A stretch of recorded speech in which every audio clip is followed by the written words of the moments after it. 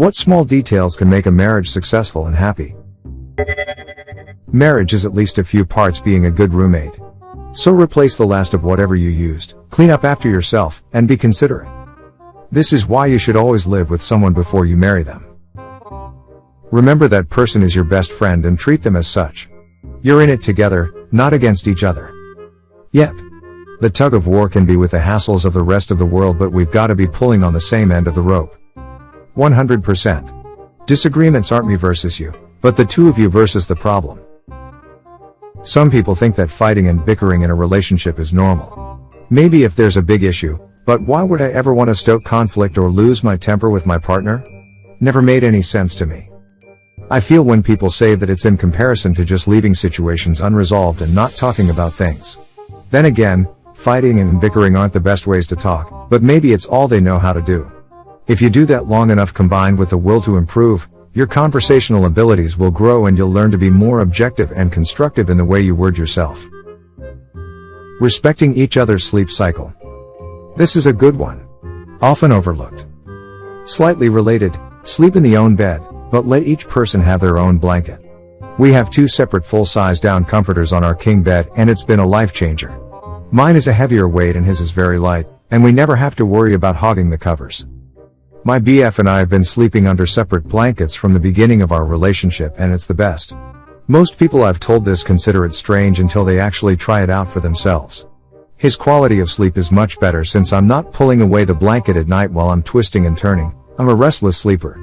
I don't overheat from being under the same blanket with him. He generates a lot of body heat. We still cuddle under one blanket before falling asleep and after waking up, so it's not like it means there is less closeness. Only better quality sleep. My husband and I do this too, but on occasion we still sneak under each other's blankets. When we first started the relationship it was awesome. Everything perfect. After 2 to 3 months, out of the blue, she started to act very nasty with me. All signs she's unhappy with our relationship. It was getting worse week by week. One night, for some reason, the cat started to meow and I went in the living room to make it stop and fell asleep on the couch. The next day, this gorgeous and happy creature went out of our bedroom.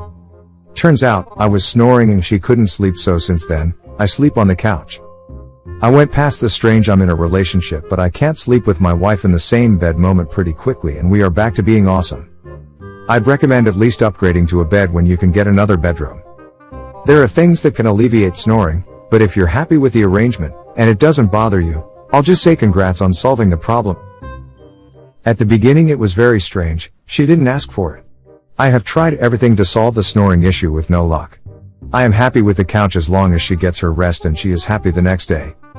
My wife and I sleep in separate rooms. I'm a night owl and I snore.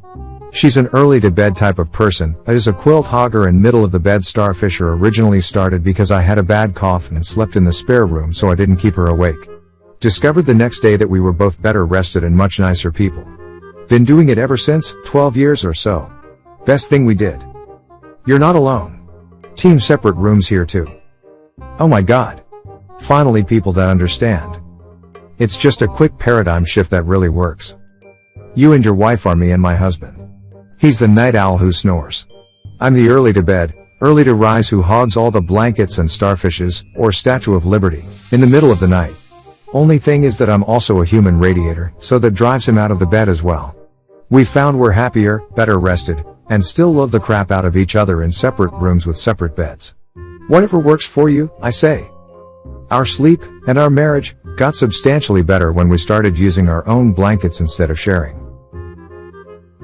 Make an attempt to enjoy the other person's hobbies. Don't say negative things about your spouse to your friends or strangers. Do things together. Maybe not every single thing, but have a show you watch together, play video games together, read together, whatever. Share chores. Y'all gotta be friends first. Understanding that marriage isn't a one-time decision, it's deciding every day that the marriage is the most important thing, and then treating it that way. This times 1000. And sex, don't forget about the sex. According to my father. 1. When there is a disagreement, someone must compromise. 2.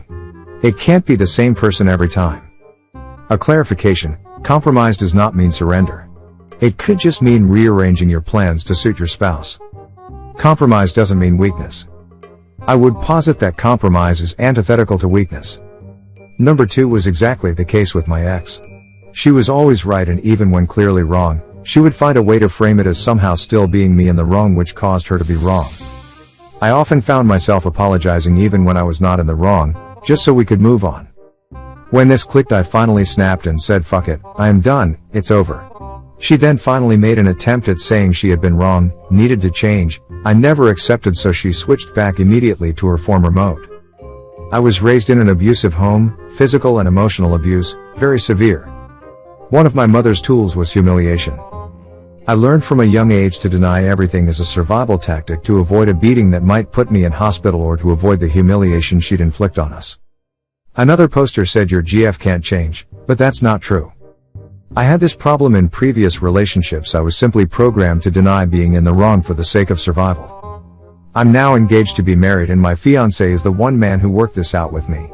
He helped me to explore what I was doing and to recognize why I was doing it. Then he helped me to accept that admitting I'm wrong doesn't mean I'm going to be unsafe. I had no idea of what I was doing or why, but it's clear as day with a little psychological digging.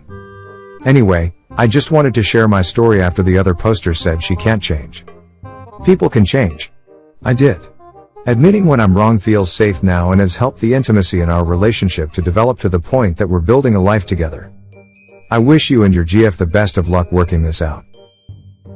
Communication is key. This can be big for the big things, but also the small. Hearing your partner when they're a little down or frustrated, etc., and listening to them is a small effort with a profound effect. Communicating clearly, not passive-aggressively. Which for me means figuring out what I'm actually upset about. A lot of good communication is good self-awareness. Knowing how to deal with periods is part of the learning curve, too. I always try to hide an emergency stash of chocolate, Ruffles all-dressed chips and a couple tampons, and she appreciates the hell out of it. I solve this by dating men. Seeing things from your partner's perspective. This may sound old-fashioned, but good manners. Say please and thank you. Be solicitous of each other and show appreciation, especially for all the everyday little stuff. Her, I love you. Him, thank you. I have been married almost 20 years, and I think this is something that almost everyone overlooks.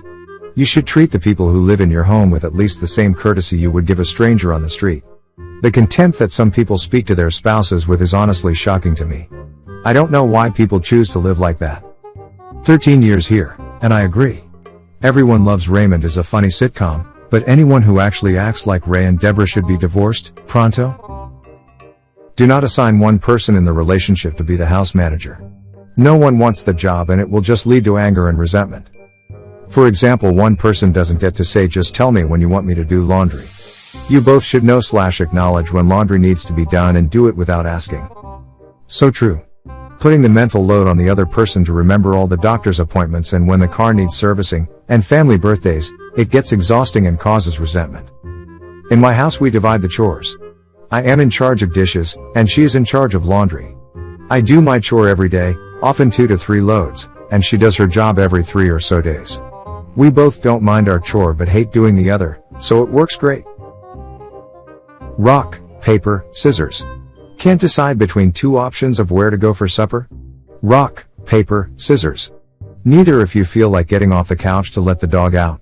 Rock, paper, scissors. Baby has a messy diaper? Rock, paper, scissors. You get the idea. No arguments. And it's fun. It all balances out eventually too. Just celebrated 25 years and it has worked for us for a quarter century. My boyfriend and I do this. Like for which movie we're gonna watch or who is going to fold the clothes or who empties the dishwasher. We obviously don't do it for serious things and it works so far. Been together 5 years.